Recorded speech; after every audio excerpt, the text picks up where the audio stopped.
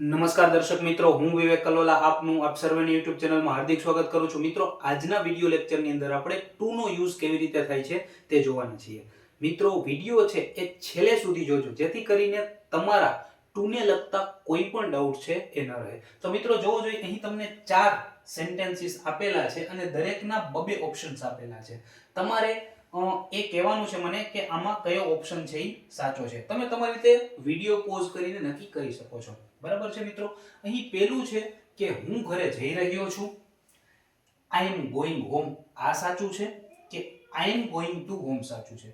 તેવી જ રીતે હું તેના ઘરે જઈ રહ્યો છું તો I am going his home સાચું છે કે I am going to his home સાચું છે.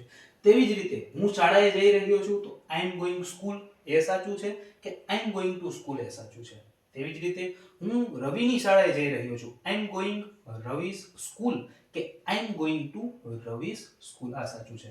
બરાબર છે મિત્રો. તો જોવો જોઈએ મિત્રો, હું ઘરે જઈ રહ્યો છું. અહીં ઘરે જવાની વાત હોય કે ઘરેથી આવવાની વાત હોય, ટૂંકમાં કોઈ પણ કિસ્સાની અંદર આવવા જવાની વાત હોય. બરાબર છે મિત્રો. અને તેમાં જો હોમ આપેલું હોય, ખાસ આ એક વસ્તુ યાદ રાખજો, આ હોમ માટે જ છે. બરાબર છે મિત્રો. જ્યારે પણ તમે એમ કહો છો કે આઈ એમ ગોઈંગ હોમ, બરાબર છે, કે હું ઘરે જઈ રહ્યો છું, તેવા કિસ્સાની અંદર આપણે ટુ નો યુઝ નહીં કરીએ. એટલે કે આમાં આ સેન્ટેન્સ છે એ ખોટું છે. જ્યારે પણ હોમ ની વાત આવે ત્યારે તમે માત્ર એવું જ કહેશો કે આઈ એમ ગોઈંગ હોમ.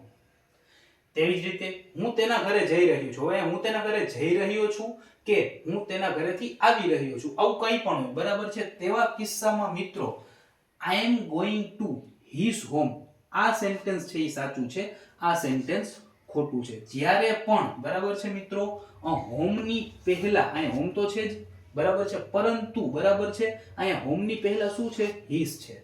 જ્યારે પણ હિઝ આવે, હર આવે, મી આવે, ધેમ આવે, ત્યારે કોઈ પણ પ્રોનાઉન આપેલું હોય હોમના કિસ્સામાં તો ત્યારે અહીં ટુ આવશે. એટલે કે અહીં સાચું શું છે? I am going to his home.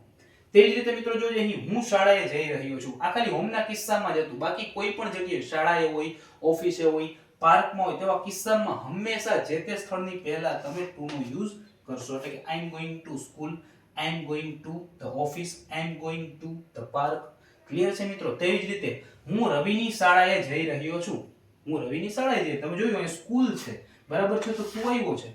તો તેવી જ રીતે આ કિસ્સામાં પણ I am going to Ravi school એ સાચું છે, આ સેન્ટેન્સ ખોટું છે. બરાબર છે મિત્રો. તો આ હતો ટુ નો યુઝ. મિત્રો, વિડિયો કેવો લાગ્યો એ કોમેન્ટ સેક્શનમાં જરૂર જણાવજો અને આવા જ વિડિયો માટે આપણી ચેનલને હજી સુધી જો સબસ્ક્રાઇબ ન કરી હોય તો જરૂર કરી લેજો. તમારા મિત્ર મંડળમાં, આખા ગામમાં હાગમટાને ફોરવર્ડ કરી દેજો. ત્યાં સુધી જય હિન્દ, જય Bharat. Thank you so much. જલ્દી જ મળીશું આવા જ વિડિયોની સાથે.